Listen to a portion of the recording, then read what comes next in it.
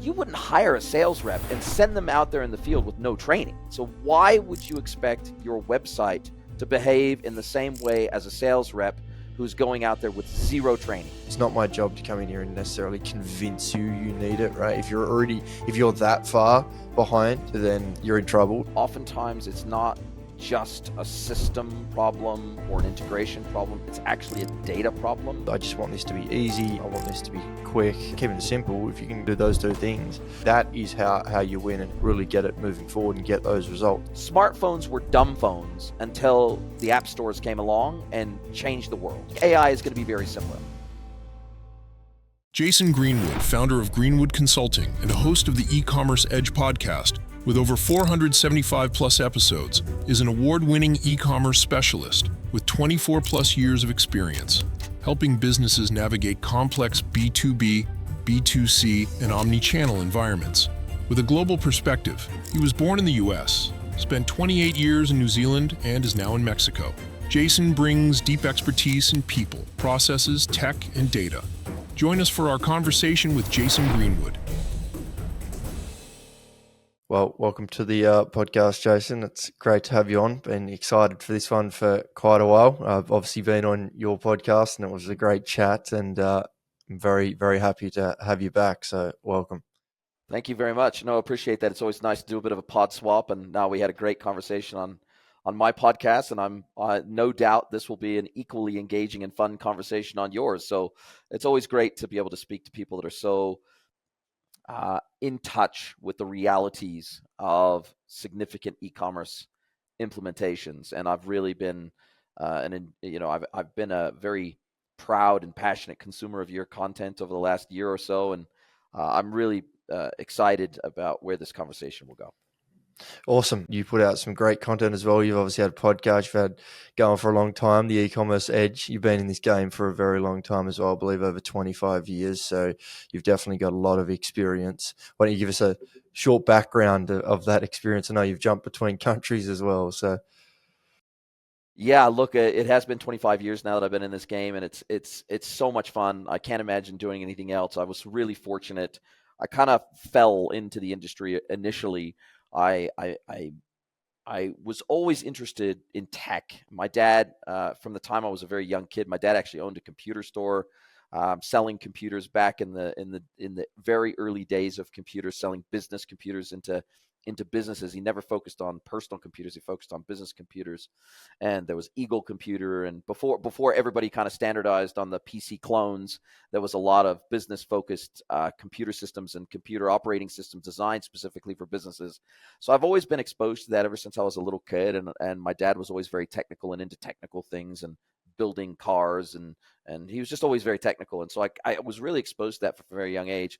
And I always knew that I would probably be doing something technical. I just didn't know what in my life. I never went to uni. It was never a thing of mine. I was always self-taught. Everything I did was self-taught. I was always an autodidactic learner. And through a mutual friend, I met somebody who owned an agency, an e-commerce agency in Christchurch, New Zealand, which is where I was living at the time. I was originally born and raised in Southern California, moved to New Zealand in my early 20s, and started out living in Christchurch in the South Island. That's where I landed up. And I met an American guy who had married a Kiwi woman, and he was running an agency in Christchurch as an offshoot of an Aussie e-commerce agency that had one of the very first SaaS. They didn't call it SaaS at the time, but it was an online web-based e-commerce platform that they helped people get up and running and selling online with. And we weren't building custom things at that point. We were selling their SaaS CMS and SaaS e-com platform. And then as our customer expectations grew around complexity, functionality, features, etc., we started building websites on OS Commerce. And that was a really, for those that don't know, they're probably too young. Your audience is probably too young to remember OS Commerce, but it stood for open source commerce. And that's what we started building a lot of websites on. And then I decided, with a business partner of mine, it was a friend of mine, we decided to go into business together. And so we decided to create an online business, an e-commerce business selling memory cards of all things, back in the day when a 32 megabyte memory card, not gig, meg, was $650 in New Zealand. So, we started out with smart media. Then we got into all the different flash memory cards, compact flash, SD, micro SD, etc.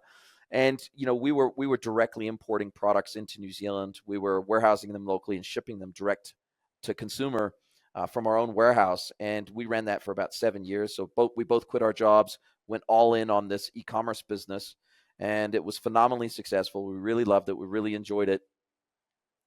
And then ultimately we sold that off, exited the business. I went back into agency work, worked in agency for another few years, worked for another couple of brands, and then ultimately decided to go back independent and go consulting. And now I've had my own e-commerce consultancy for the last 4+ years with a deep specialization in B2B e-commerce consulting specifically. And one of the reasons why I decided to niche down on that was because as I look back across my career of 20+ years at that point, the most interesting, most complex, most challenging projects I had ever been involved with were B2B projects. Sure, maybe they didn't have the sexy name brands that some of the D2C clients we had. Some of the D2C and B2C brands that I worked with were more household names. They carried more sexy products and all that sort of stuff. But I'm a solution architect. I'm very technical. I'm a technical and operational commerce specialist. And I found that especially the longer I was in the B2C and D2C space, there were really standard design patterns that had developed over time to where kind of everybody was building the same kind of stuff. They were building on the same stacks. They were using the same e-commerce platforms. They were using the same ERPs. And it all became, I don't want to say boring, but it became very brand and marketing led. And there was less technical prowess required in those situations and in those scenarios. It was more about the creative elements than it was about the technical elements. And so the industry started to become a little bit boring to me, but B2B was where I could really exercise, or I could really stretch my technical and architectural muscles. And that's why I decided when I start my consultancy, not only if I started out being a B2C or D2C consultant, it's totally red ocean. Everybody out there and their dog is a specialist in that space, super competitive, SIs, consultants, everything, designers, everything. But B2B was very much more blue ocean and a space that I really enjoyed. So that's kind of how I ended up here. Yeah, it's an awesome story, and obviously you've had a lot of experience. So I want to just dive straight into it. There's no point waiting around. But I guess, what are some of the biggest challenges you feel businesses face to a digital transformation in general, and this e-commerce journey? I guess we did discuss it a fair bit on your podcast, but we go into so many of these businesses and have either tried it, they've failed, right? They've said, oh, it doesn't work because we've already tried it and it's a waste of time, or they're too scared to make that leap. I guess from your perspective, what do you feel some of those biggest challenges to getting onto that journey of going from phone calls, emails, all of that kind of thing to genuinely being digital first with their experience? It's mostly a leadership issue, and I would say greater than 80% of cases where I'm called in to consult, it's a leadership issue, and it's oftentimes leadership that doesn't understand digital themselves. They're not digital natives themselves. They can't run their smartphone. They have their kids and their nephews and their nieces helping them run everything technical in their life. They might be really strong business people, and they might be really strong relationship builders, and they might be really strong at designing products or sourcing products and distribution and logistics. They might be really strong in all these areas. But oftentimes, if they're not digital natives, they don't really understand why they should be making an investment in digital. And even if they tangentially understand that, hey, our buying demographic is changing, they're becoming digital natives. And so therefore, we as the seller have to adapt, and we have to meet our customers where they are.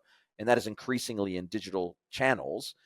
They don't necessarily know what that means in practice. They understand maybe what it means in theory, but if they're not digital natives, it's impossible for them to really understand what it means in practice. And oftentimes it's a lack of a clear vision of the type of experience they want their customers to have when they're engaging with them. And a lot of times when I go in, one of my first questions is I'll be asking, hey, have you done any customer canvassing? Have you talked to your customers about the 1 or 2 or 3 things that they love about doing business with you and the 1, 2 or 3 things that they hate about doing business with you. What are their pain points? And don't even use the word e-commerce. When you ask them these questions, just let them talk. They will tell you, if you give them an environment where they feel safe to tell you about the things that they really hate about the way they are forced to engage with you, they'll freaking tell you. But you have to give them the safe space to be able to do that. And maybe that means, if it's B2B and they've got an account manager named Joe or Jane, well, it means not having Joe or Jane on the call because they got a relationship with that person. And they got to go and they got to work with that person tomorrow. And if they're basically saying bad things about Joe or Jane or about the process that they go through with Joe or Jane, they're not going to want to say that openly on a call. So you need the leadership, or you need to bring in someone like me or somebody like you that can ask these questions on behalf of these businesses where the customer feels the freedom to be honest about the challenges that they're facing. But I think that most businesses, if you get right down to it, you can pull it out of them. You can ask them what kind of experience they want or the emotions that they want their customers to feel when they engage with them.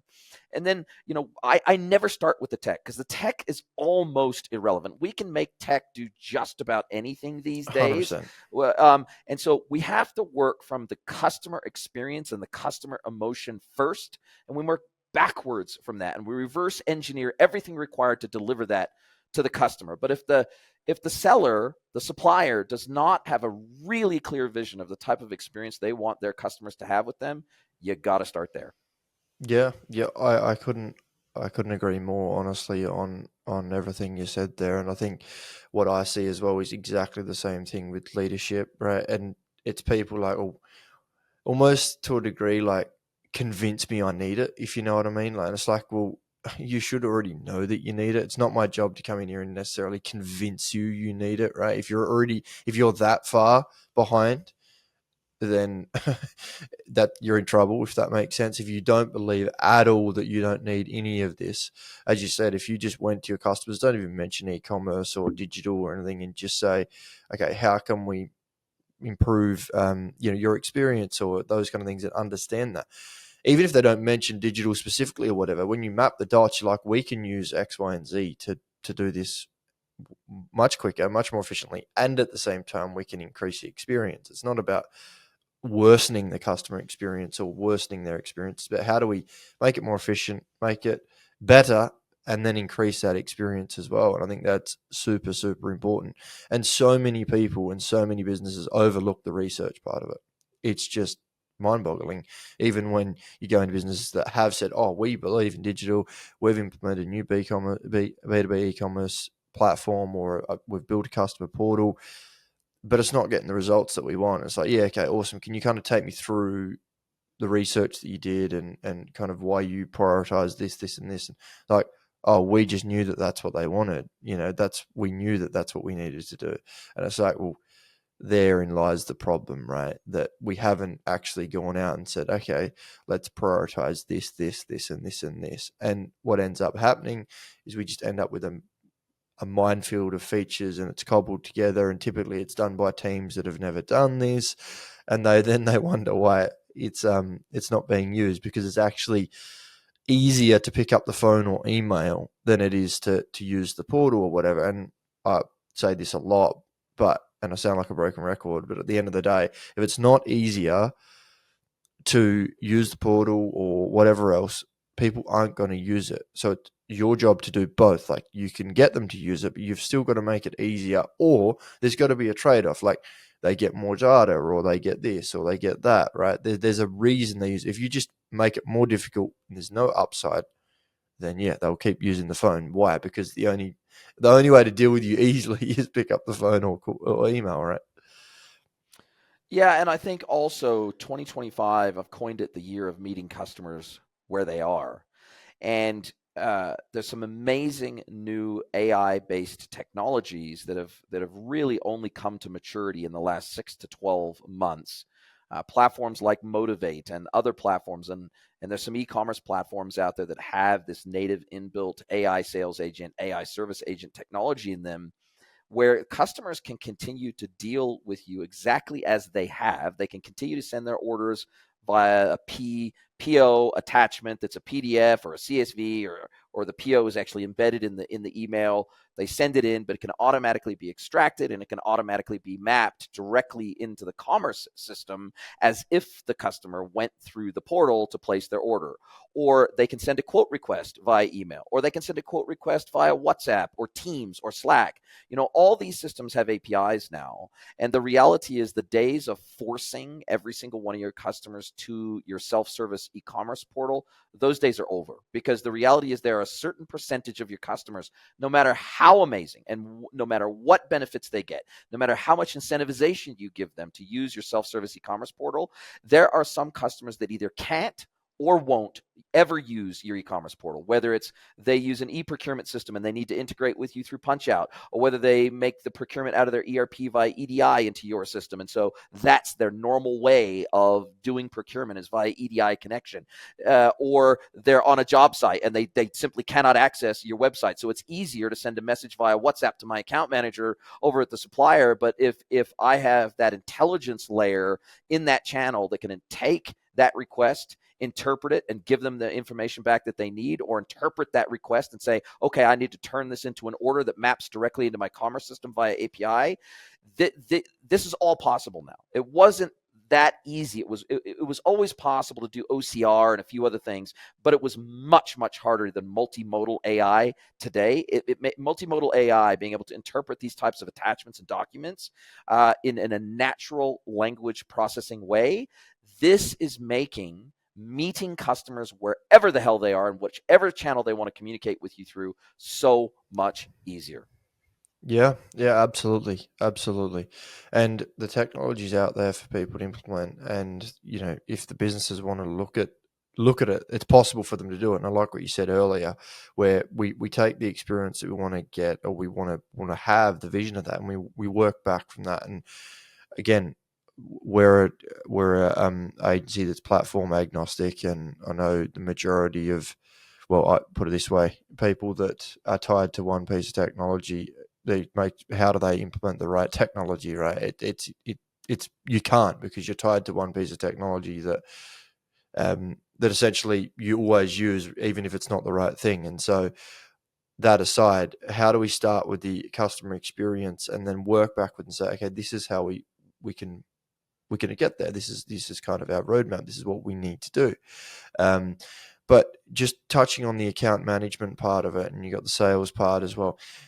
I've often seen, not all the time, but sometimes you get this resistance from teams or account managers, and it could be from leadership in the business in general, but it can be from like the teams as well. And account managers saying, well, I don't want to either lose my job, or I don't want to lose my customers, and I don't want to, you get this resistance, this pushback. And it's like, I've always described it as, we're here to support you and allow you to do things that, essentially we can't automate, right? So your job is to build the relationship and do things that, free up your time to not be processing orders, taking POs and all this kind of stuff at the end of the day. Like, seriously, your time is worth more than that. You're much more capable than that. What we need to be getting you to do is get out there and build the relationships with these people. But I'd love to get your thoughts on that when you've got the resistance to this from those teams, as to, just how you educate them and, what you say to them.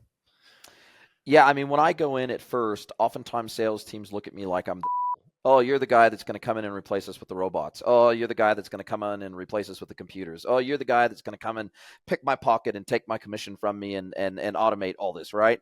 And I get a lot of fairly aggressive, because heavy-hitting A-type personality sales reps are not shy about telling you what they think of you when you come in and you start talking to them about automation and technology and e-commerce, right? They're not shy in coming forward, that's for sure. And but I tell you, in my experience, give me 15 minutes with any sales team, I might walk in sounding like the devil or looking like the devil, but I'll end up leaving that office as their best friend, because I am all about giving sales reps superpowers. And I know, because I've been in sales before, I know that admin work is the last thing that any sales rep wants to do. It doesn't put more money in their pocket from a commission perspective. It doesn't make their customer experience better. And it's a complete waste of time. And yet, for all the clients I work with, and for the clients that track their sales reps' time by activity, on average, somewhere between 20 and 60% of a sales rep or account manager, BDR, BDM, whatever they're called, effectively a sales rep, between 20 and 60% of their time is spent on pure admin functions that add no value to them and add no value to their customers. So maybe it's bringing taking an attached PO from an email, manually keying that into an ERP or a WMS. Maybe it's actually having to scour a network drive for a piece of collateral or an MSDS or an exploded drawing or something that they then have to attach to an email and send to a customer. Or it's they get a quote request and then now they got to talk to procurement, they got to talk to 3 other divisions within the business before they can actually even respond to the customer in the first place. And they're kind of like just a message passer within the business. Or they've got some tribal knowledge or some institutional knowledge because they've been in the industry for 30 years. And I was working with a belt supplier recently, and they said one of the things that we don't have in our PIM system, they actually had a PIM system. And in the PIM system, they had like cross-reference data and OEM cross-reference data. So they said, okay, we know which applications our belts work in, like which devices and machinery these go in. And we also know of OEM belts on those machines. We know what our equivalent belts are, so we can automatically cross-reference and recommend. But what we don't have in our PIM system that sits in the sales rep's head is things like, we know that in most applications for our belts, there is an idler pulley or a tensioner arm. That means that if someone orders something that's out of stock, that I can go back to them as the sales rep and say, well, we're out of stock of this exact belt, but we know that if we have the same composition of belt, but it's either 0.5 inches shorter or up to 0.5 inches longer, it will still work in your application. So they will ring up the customer and say, well, we're out of this one, but we believe that this will work in your application because of XYZ reasons. You want us to send you that one instead. Now that kind of information can actually be distilled down into rules with cross-referencing information that sit inside the PIM system and in the commerce system, right?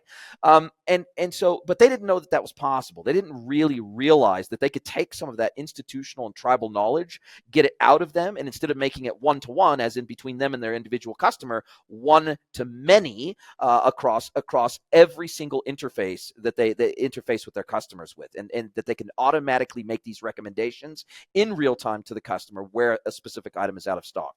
And so it's these types of situations where these sales reps, they think the secret sauce is all the stuff that they know, when in actuality, it's not that anymore. It is all down to the relationship. It is all down to how much they enjoy working with you. And it is all down to the value add that you bring beyond the transaction.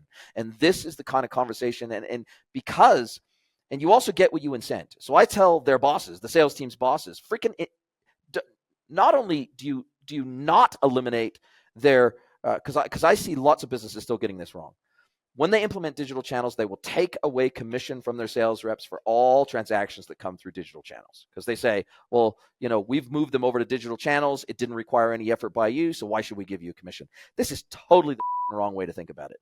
It is all about, okay, if it's a named account, who cares which channel the actual order comes through, right? As long as the sales rep secured the relationship, is maintaining the relationship, building the relationship, and creating opportunities for land and expand within that account, they should be getting credit for that sale.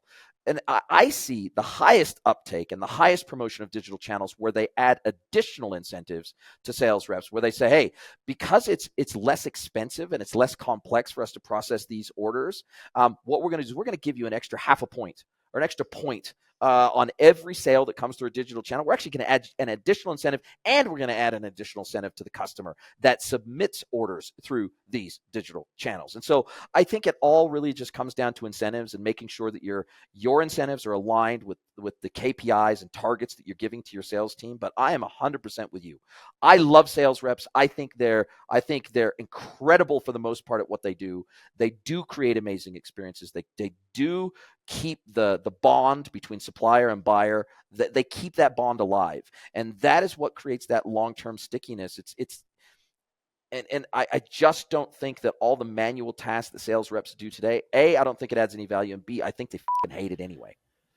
Yeah, no, definitely. One thing I'd say as well is, like, it becomes very difficult as a sales rep to compete if you're competing against a company that does have this technology available and customers have come to expect it, right? Like, and that's one of the things I say is that we're here to help you compete on that level, right? It's not about, again, replacing it as exactly what, I won't repeat what you've said, but exactly what you've said. And then on top of that, it's like, you've got to you've got to be able to compete. Right? We've got to build your offering, which is better than what competitors or whoever you're coming up against. And so we're trying to give you that level playing field as well.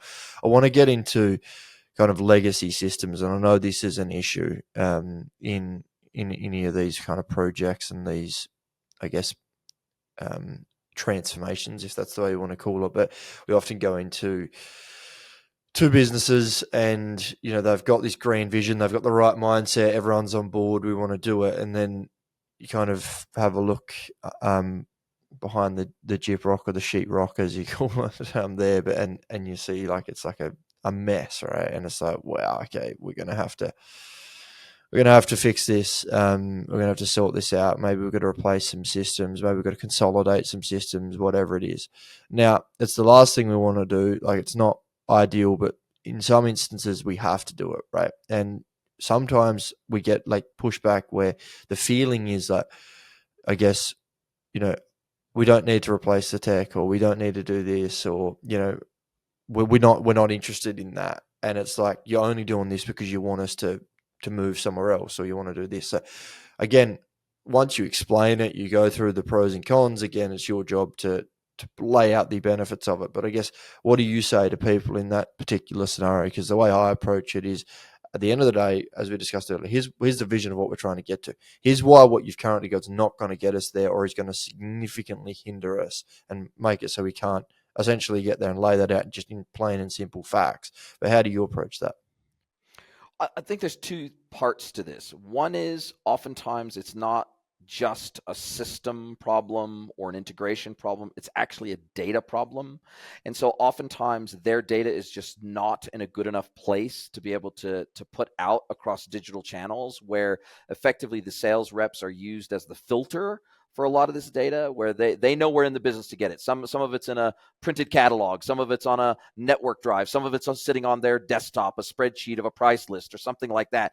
They're the ones that are the nexus in the business. They know we're in the business to go and get this information, collate it together, put it into a nice zip file or something like that, and then send it off to the customer. The problem is that every sales rep in that scenario has kind of their own system, their own process, their own way of doing it. They have their own level of institutional knowledge, and the brand new sales rep that comes into the business has to spend 12 months figuring out where all this is before they can actually even start serving customers. And so oftentimes, before we even start talking about systems, we have to take a look at sample data. And I'll say, look, can you give me an export wherever this data sits within your business? Can you give me a sample of your product data hierarchies, parent-child relationships, product attributes? Can you give me samples of collateral, PDFs, images, video? Can you give me just a cross-reference sample, categorization, all that sort of stuff? Can you export like 20 products out of wherever you get this information from, your ERP, maybe a PIM, wherever it comes from? Can you just export some data for me to have a look at? And can you do the same thing with your customer data? Can you just export a set of, say, 5 customers worth of data? And can you let me just look at that so that I can understand the data structures and the way that you've put this all together? And then usually within 20 minutes of starting to review this data, I can tell them where most of their problems in their business sit. Because 9 times out of 10, because they've never tried to take this data and make it one to many on a consistent basis, all of a sudden you go, well, this is a disaster. I mean, let's be honest. Maybe your pricing structures are inconsistent. They're a disaster. Maybe maybe you literally have a single price list per customer in the business. Maybe you've got restricted catalogs, but only the sales rep knows which SKUs they can buy and which SKUs they can't buy. So this is not it. Data is not scalable unless it has rules around it, unless it has some form of consistent data structure. We cannot scale that type of information. And so oftentimes they will, by asking smarter questions during discovery, I let them come. In most cases, I don't have to tell them anything. In most cases, when I start asking better questions, they come to these conclusions all on their own. They go, oh, can you help us with our data architecture? Because we don't know how to fix this. We don't know how to make it better. We just don't know where to even begin with this. And we don't know what systems we need. We don't know what processes we need. We don't even need to know which freaking people we need in the business to help with this. Can you help guide us down this path? And then oftentimes when I'm even if I'm only brought in to look at commerce specifically, commerce systems specifically, because especially in the B2B world, the ERP is the beating heart of these B2B businesses. So I'm doing 100%. deep discovery on their ERP. I'm doing deep discovery on their CRM. I'm doing deep discovery on all their business systems, all their operational business systems, their WMSs, whatever it might be. And oftentimes what started out as a pure front end, they thought, hey, we'll slap an e-commerce website on the front of this and we're good to go. They realize, we are a year away from being even able to seriously consider e-commerce at all, because we need to do so much foundational work in the back end of the business first to get prepared for this, that, hey, can you help us with that bit first? Because we realize now we are not as ready as we thought we were to do this whole e-commerce thing right. Yeah. Yeah. And data is just so important, right? It's like, it's the bedrock, right, of any of these systems. And as we discussed with clients as well, and it's interesting to hear your experience. It's extremely similar, but where essentially, if that data is bad or it's not structured properly, then we're fighting a losing battle from day one, right? And if it doesn't have a home, essentially, where a lot of it is in the ERP, naturally through these businesses, that's where it is. A lot of it lives there. But if it's not in there, or there's no home for it, and we've got nowhere to surface it from or to pull and push from, essentially from an integration, then what are we doing? We're fighting a losing battle, right? And there's no point in us surfacing information that isn't structured properly or isn't useful to customers, because it's just going to mean that it's not, like, they don't use it. It's not useful, right? So absolutely, there's a lot of work in there. And as you say, you talked a bit about this tribal knowledge, but so much of this is stuck in people's heads, even where, like, customer preferences, or maybe, even you see things, very small things, but like where sales reps or teams haven't updated customer details because they've got it in their head and they're like, oh, I know that, don't worry about it. Like when they email me, I know this or that, everything. It's like, I know, but we can't scale that, right? Like we've got to get it in there, as you say, from a relationship from one to one to one to many, rather than it's just, we've got to get that digitized, and work on a way that we can scale it out.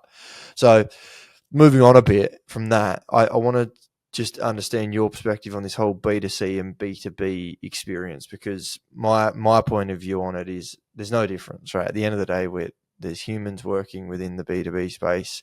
There is differences in complexities. Yes, don't get me wrong, but there's no difference in expectation of, okay, this is what we want. This is what we want it to feel like. This is the experience we want. And you shouldn't be letting yourself off the hook by just saying, well, no, we're B2B, so we can get away with doing whatever we want. Yes, there's more complexities. There's more systems. Things are harder.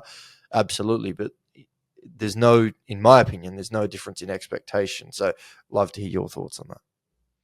Yeah, I guess the only difference is the goals of what someone has when they come to, say, for example, a self-service e-commerce experience. Oftentimes, the goal of a B2C or D2C buyer are different, in that when they come to a website, I mean, especially like if I just take my wife as an example, when she goes to if she's going to a fashion website or something like that, she's there to browse, to be inspired, to see some aspirational fits or something like that, to see some in situ shots. She's she's going to be very open to cross sells, upsells, product recommendations, substitutions. She's going to be she is going to shop, not and hopefully buy, but oftentimes she's going there, and treating the B2C or D2C shopping experience much like she might in a mall, for example, where she's going in, she doesn't necessarily have something specific in mind.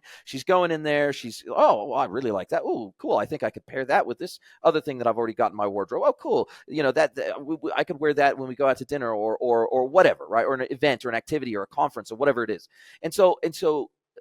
But the retail e-commerce is almost entirely composed of discretionary purchases, meaning that those people, they don't have to buy. They don't have a gun to their head when they go to the website.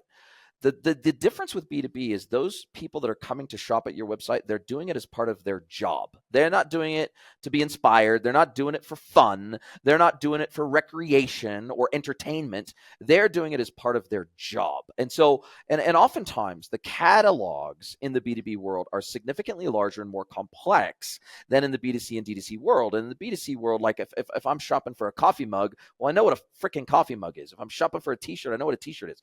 Oftentimes, the products that are sold B2B, they have orders of magnitude higher complexity and cost associated with them.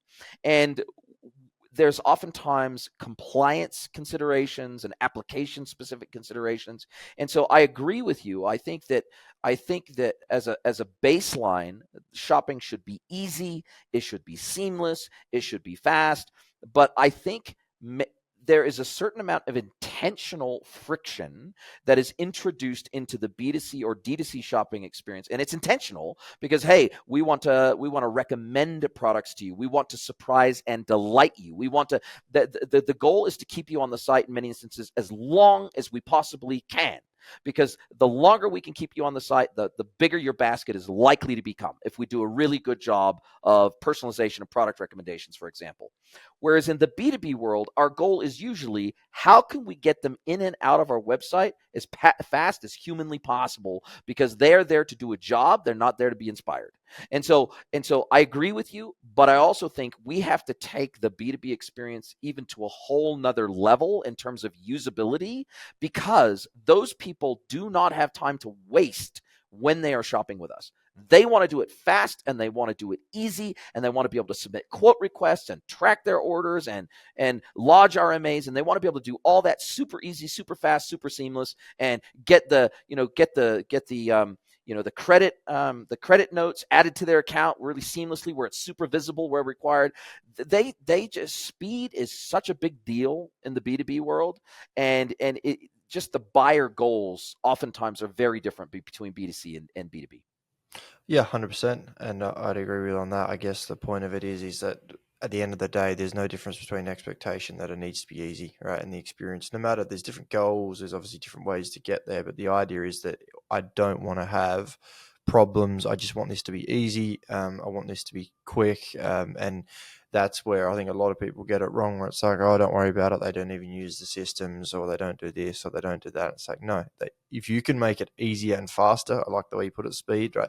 Then yeah, like you're going to win. At the end of the day, keeping it simple, if you can do those two things, it's easier to find products, it's easier to find information, it's easier to order, it's all of these things that is how you win, and how you really get it moving forward and get those results. Because if it's harder, as we were discussing earlier, they're not going to use it, right? And then again, they'll just ring up Bob, their sales rep that's been their sales rep for 20 years. That's just what they're going to do. Yeah, absolutely. And so we've got to make it easier and faster. And I like that, the efficiency, right? How can we, I sometimes say this when we're talking about distributors or even resellers or suppliers, but it's like their success is your success, right? Like if we can enable them to be more successful, whether that's getting back more time or giving them tools that, they wouldn't have otherwise had access to, whatever it is. But if they're successful and you've helped them get there, they're going to reward you, right? Like their success is your success. So how can we just dive deep into that and make sure that we're focusing on that? What do you think then makes up a great B2B customer experience? Like when you think about it, just in general, how would you describe that? Just overall, obviously there's nuances, complexities with every business and that kind of thing. But I guess generally, like when we're looking at it, what should a business be aiming for?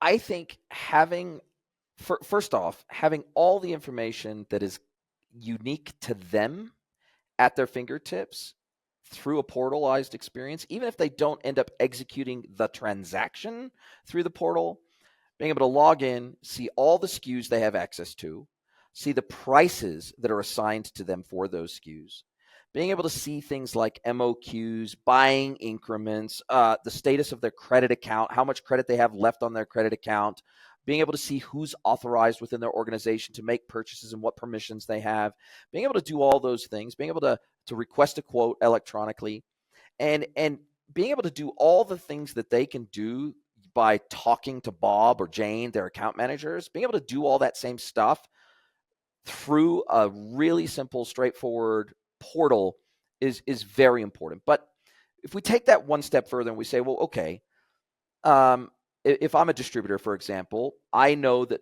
on average, for example, I might have a cart size of 50 lines and 150 or 250 units, say, for example. Now, if I was to implement the standard B2C or D2C experience, I'd have to navigate to each one of those product pages, I have to manually add it to my cart. Well, in the B2B world, they want to have a CSV of their PO. They want to upload it to the commerce portal, and they want to populate their cart in bulk in just a click, right? They want to navigate to the PO on their desktop. They want to upload it. They want it to populate their cart so they can go, buy now, right? And put it on my account, just bill it to my account. Or they want to have a multi-line order screen where I don't have to navigate to every single individual product that I want to buy and then go to that PDP or go to that PLP and add it manually one by one to my cart. I want to go to a multi-line search, find, and add to cart in bulk function where I can add all 50 of those lines real quick on one. It effectively looks like a digital equivalent of an order pad, and then click add to cart, one button, and boom, that entire list of a grid or table of products gets added to my cart in one fell swoop. Or I can look back through my buying history, my order history, and I can add all those items to my cart easily from my order history or from a shared shopping list across my entire buying organization that's pre-approved by a procurement manager, say, for example. And so these types of things, I think if a customer can get all the information that they need to make a buying decision easily through a portalized experience, that is a fantastic start because right now that is not the norm for many B2B suppliers. It just isn't. And it should be. You'd think it would be table stakes nowadays, but it's just not. And sometimes when some of these B2B suppliers have, for example, started to dabble, maybe they've had, one generation or two generations of e-commerce in their business before, but they've never seen really good uptake of that solution because it doesn't actually make the customer journey any better. It actually is worse, right? So maybe, I don't know, maybe they've built a D2C like experience on a Shopify or something like that, and they've tried to basically take exactly what they would do in D2C land and carbon copy that for B2B with maybe just custom pricing and nothing else, right? The problem is that introduces more friction for the customer into the buying process rather than reducing it. And so I always tell people, look, if you're not ready to really put the investment, the time, the energy, and the love into these digital channels the way you do with your, like, you wouldn't hire a sales rep and send them out there in the field with no training. You wouldn't send them out in the field with no product knowledge. You wouldn't send them out into the field like a lamb to the slaughter without teaching them about your culture, about your processes, about the way we treat people, who's your named accounts, what's their history, what's the name of their firstborn child. Like you wouldn't do that. So why would you expect your website to behave in the same way as a sales rep who's going out there with zero training and zero personalized treatment for each one of their named accounts? You wouldn't do that. So why would you expect your commerce experience to do that? And I always tell my customers, look, you're better off to just hold off. If you're going to create a really e-commerce experience, don't bother, because it will put customers off from ever. If you then fix it a year later or 2 years later and you make it really good, once bitten, twice shot. A lot of these customers go, no, I tried using your portal a year ago and it was real bad. I'll just keep dealing with my rep. Thanks very much. And so it's really hard to get customers, once they've been burnt by a bad online experience, it's really difficult to get them to go back and try it again. Yeah, no, I agree. And from our experience of seeing it, I guess, seen very similar things with it, just on that front, where it's like, don't go and release it if it's too early. Like, there's no point, ruining your shot, I guess, at releasing it. And it's not to say that if you have done that, you can't win it back or whatever else, but it takes more work and more education. And yeah, absolutely. Like, if you put a half-hatched offering together and you've put minimal effort into it, what results do you get do you expect to get out of it? Like at the end of the day, you'll get out of it what you put into it. And at the same time, you can have significant influences on results by who you implement with, how you do it, and, is it competitive? There is an expectation to a degree of some businesses where you go in there and like, oh yeah, so if we've got a website as custom pricing and orders, then great, like we are a leading business. It's like, no, like you're not even at the basic level at this point of expectation. Yeah, your competitors may not be there yet, but why would you want to be last? And one thing I say is, if someone came along, theoretically, if someone came along today with just as good products, because everyone says, oh, our products are great, just as good customer service, because everyone says customer service is great, but they had more money than you and could, be quicker to market in regards to offering this, what would happen to your business? And so, yeah, it wouldn't be good. Like, we'd probably lose a significant share of the market if that's what came. And I'm like, why are you not doing that to yourself? Right? Like at the end of the day, you're just comfortable because you're saying no one else is doing it. It doesn't mean someone else isn't going to start doing it. And I've talked with, just interestingly, with very sizable businesses and executives and that at businesses where they've actually said to me they're worried about smaller businesses because of what they're doing. And the businesses that are a tenth of the size of what they are, and they've said, yeah, well, we've actually got these kind of people on our radar because we're worried, like as to what they could potentially do, considering that they are digital first, they've got an offering that far out competes ours, and it's like, well, why are you not taking this more seriously? Like, why are you not doing something about it at that point? So it's very interesting. I'd love to get your thoughts on. We could be here all day and talk about all of these topics, because I think me and you could riff on this for a long time. But I do want to get through some more topics. But AI, we talked about it earlier, right? It's a buzzword. It's got all the hype, whatever you want to call it. Some people just dead against it. Other people are all in on it. Like, there's just so many different varying opinions. But as you said earlier, with that use case of obviously taking the POs and translating into orders, if we've got our data structured properly, this is one thing I'm a big fan of. If we structure the data properly, we can create useful assistance, essentially, where someone can just say, where's this or where's that or what's this? If your data's done properly and it's built properly, it's good. Where people complain about it is poor implementation, which again, it's like, okay, implement it properly. Now, there's different technologies that are better at implementing, others that are worse. Fine, absolutely agree with that. But overall, the idea of it, if you implement it right, your data's right, you're going to have some really good results. So what are your thoughts on it now, and then kind of where you see it going? Yeah, I mean, AI, in my experience so far, and I've tried to keep my finger on the pulses of this movement. I genuinely believe AI will be one of, if not the most transformational technologies of our lifetime. And I'm seeing that pattern.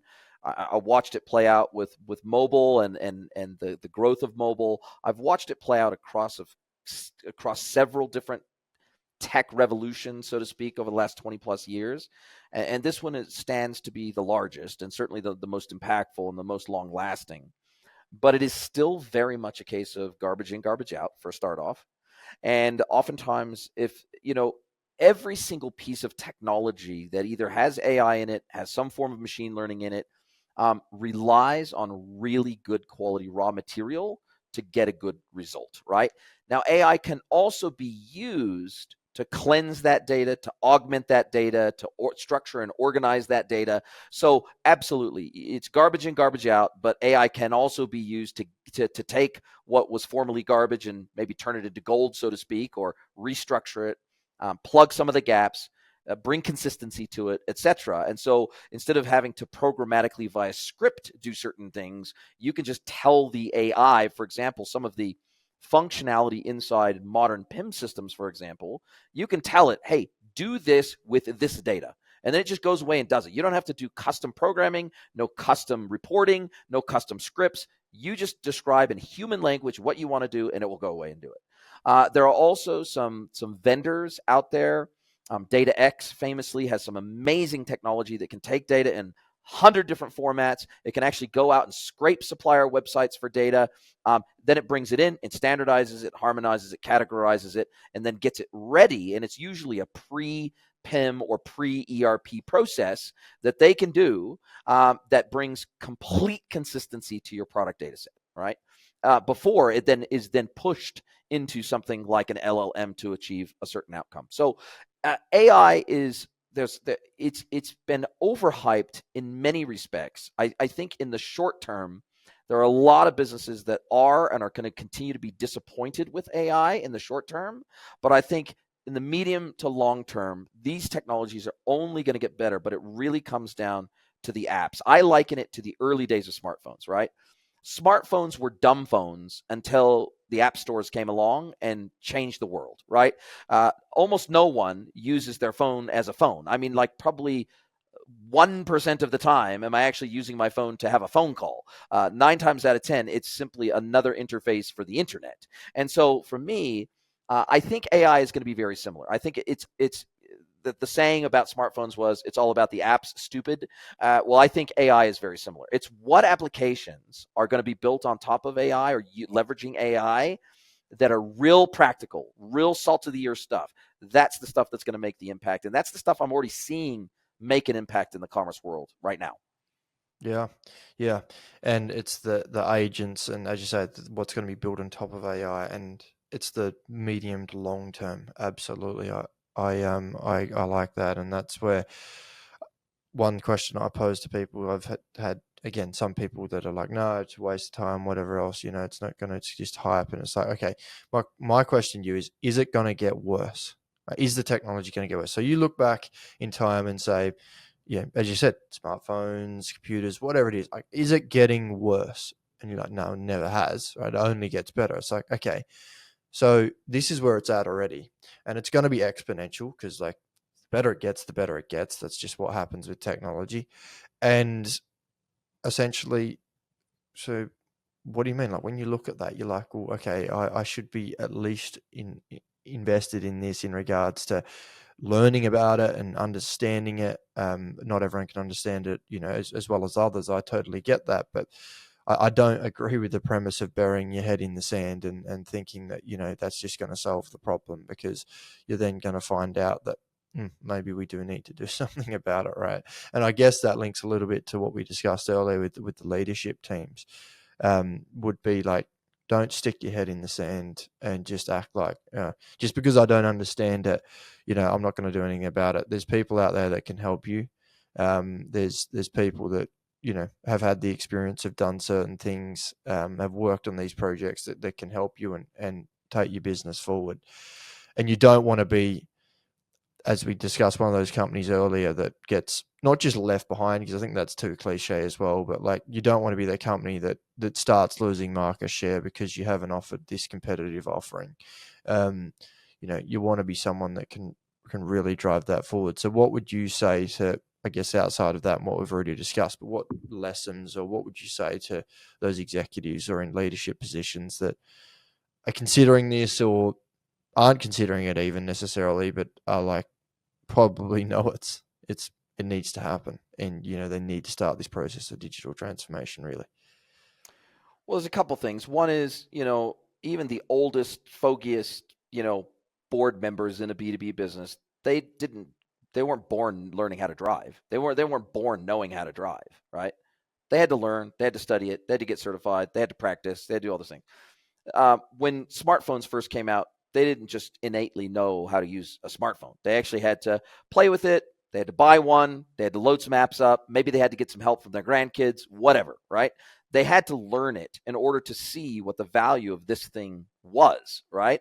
But now, I can't, in every city in Mexico that I've been, where they have a Zocalo, which is like a town square, every single one of them, there's, 80, 90-year-old men and women there with these in their hands.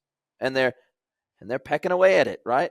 Playing with their games and doing all the things they're doing, and they're in their 70s, 80s, and 90s. And so what I've done as just one small example, I now, instead of Google search in my Omnibar on my browser, I'm a ChatGPT Plus subscriber, and I have all my queries. So I've installed a plugin in my browser to where it reroutes every single query that I type in. Instead of going to Google, it now goes to ChatGPT instead.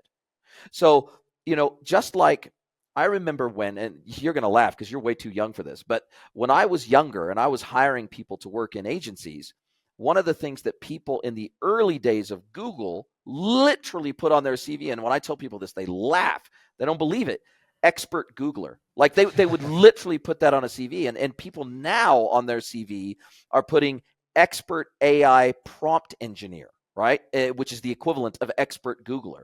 We're going to get to it would be ridiculous for somebody to put expert Googler on their CV today because it's just a natural expectation that everybody knows how to search the internet. Well, I think give it another year or two, and it'll be just as ridiculous to put AI prompt engineer on your CV as it would be to put Google expert Googler on your CV, because it will just be how everybody interfaces with the internet as a whole. It will become so normalized, and it will become so interwoven into our daily life and even the applications that we use on a daily basis. And it will become so two-way conversational that you won't need to be an expert prompt engineer. It will be able to interpret your natural language however you speak it and in whatever language you speak it in, and it will be able to give you answers, and it will be able to interact with you in, if not human, then human-like ways that we can't even appreciate now. And so my advice is, just like when Web3 came along, and just like when NFTs came along, and just like when crypto first came along, I said, look, you don't have to go all in on it, but don't bury your head in the sand. Buy a little bit of crypto, buy $20 worth of crypto, establish a crypto wallet, learn how to move cryptocurrency from one address to another. Just dabble and play with the sole goal of having fun and learning. That's it. Not to make money on, but just learn about the technology in whatever way feels comfortable to you. And I feel exactly the same way about AI. I mean, I'm using AI software to edit my podcast. I'm using AI software to convert my episodes into blog posts, at least first drafts of blog posts. I'm using it for all sorts of crazy things on an almost daily basis. But the thing is, you won't really know what's possible until you start dabbling. And I think playing, dabbling, exploring purely out of a sense of curiosity as opposed to out of a sense of pressure and stress. I think we should all, I'm 50 years old, right? And the only reason why I've been able to behave and act like a true digital native that was like a millennial is because I've never lost my sense of curiosity and love of technology and learning new stuff. And I think if we can create an environment of curiosity, that goes a long way. Yeah. Yeah, brilliant answer. Well, I think it's been a great chat, and I've really enjoyed it. I've learned a lot, and think there's been a lot of good information out there for those listening as well and learning. So I do have a finale segment I want to get into where I ask a couple of questions to you. Let's do it. I'd love to jump into those if you're ready. So the first one is, we have probably just been talking about, but what do you believe businesses are not paying enough attention to right now that will be critical in the next 5 years? Yeah, I mean, it's so easy to say we're a customer-centric organization. In fact, I have yet to work with an organization that doesn't say they're customer-centric. But operationalizing customer centricity is where the gold is. So it's all fine and good to say it, and it's all fine and good to even believe that you are customer centric. But until you operationalize that into your business, where it's part of the DNA of the business and every single thing that you do, as if the customer had a seat at the board table with every meeting that you had, until that happens, it's almost impossible for you to execute on being the customer-centric organization you think you are. And I think there's a lot of businesses that speak out of both sides of their mouth. They say we're customer-centric out one side, but everything that they do says otherwise in their behavior and the focus of everything technology that they deploy in their business. It's all about how can we be more efficient? How can we be more profitable? It's all inward facing. And until we become more outward facing with the goals that we're trying to achieve, I think businesses are going to continue to struggle to truly be as customer centric as they think and say they are. Yeah, very good. The second one is, what legacy do you want to leave in your industry? How do you hope your work will influence or shape the future? Love that question. Look, for me, I just want to leave this industry in a better place than I found it. And for me, that means sending the ladder back down. This industry has been so good to me, and I'm genuinely, genuinely grateful for the life that I have that this industry has been able to give to me. Guy who didn't go to university, didn't get a degree, self-taught everything, still able to make a fantastic living. A huge chunk of my dearest, closest personal friends have come from industry relationships that developed into friendships beyond industry. So I am genuinely grateful. I'm grateful that I can be a digital nomad because of the industry that I work in, and I can work remotely. Like, there's so many things to be grateful for. And that's why I run a free one-to-one mentorship program, for example, because I want to send the ladder back down. That's my debt of gratitude to an industry that has given me so much already. And I'm the kind of person that I genuinely believe a rising tide floats all boats. So the better that I can share all the hard fought things that I've learned throughout my career, I want to share that far and wide. I don't mind if people make new mistakes, but they shouldn't be making the mistakes I've already made. They can go make new ones. And so if I can share those hard fought learnings that I've got over the last 25 years, and it helps the industry improve overall, it will improve trust in our industry. It will improve adoption in our industry, and it will just make everything better for everyone. And so that's the legacy that I want to, I really, I'll be forgotten about. I know when I die, within 2 months, I'll be forgotten about, and that's okay. But if some of the teachings that I've been able to pass on to other people live on through them, then I'll feel like I've done a good thing. Good. Very good. I like that. The last one is, if you could go back in time, what advice would you give to your younger self at the start of your career? Yeah, look, I think the one thing, I'm not a guy that lives with many regrets. I've been so lucky in my life to live the life that I live. I have many more positives than negatives in my past, but certainly investing into index funds earlier in my life. I was pretty late to the investing world. I dabbled early on, but I didn't really pay attention enough to the power of compounding returns early enough in my career, both in terms of personal investment, financial investment, et cetera. And admittedly, it's become easier to invest with Sharesies and all the other platforms, the online trading platforms out there. But certainly, I just wish I would have made planning for my financial future. I wish I had started that in my 20s instead of like my late 30s. That's what I wish. Because it would definitely, I'm lucky in that I've always had a paranoid aversion to debt. So I've never really been a debt guy. And I'm really thankful for that. We paid cash for this house, have no mortgage. That's the way I always want it. But certainly I would have placed more emphasis on regular investing, just dollar cost averaging, just every week, every month, consistently investing in the market. I'm in a very good place financially, but I would be 10x where I am now if I would have started investing when I was younger. Okay. Fantastic advice. I like it. Well, thank you once again, Jason. It's been a fantastic chat. I've learned a lot, as I said, and it's been really fun, and I appreciate your time once again. For anyone listening, if you've enjoyed today's discussion about B2B commerce or anything that we've discussed, you can check out the other episodes of Pulse and our learning center at Intuji.com. There's a lot of other fantastic content there. You can also go check out Jason on LinkedIn, check out his e-commerce edge podcast as well. He's got some fantastic content there. So definitely worth a look. And if you've got any suggestions for us, anyone listening, you'll feel free to reach out and let us know. And got any guest suggestions, etc. But thanks once again for listening, and thanks again for coming on, Jason. Appreciate it. My pleasure. Thank you.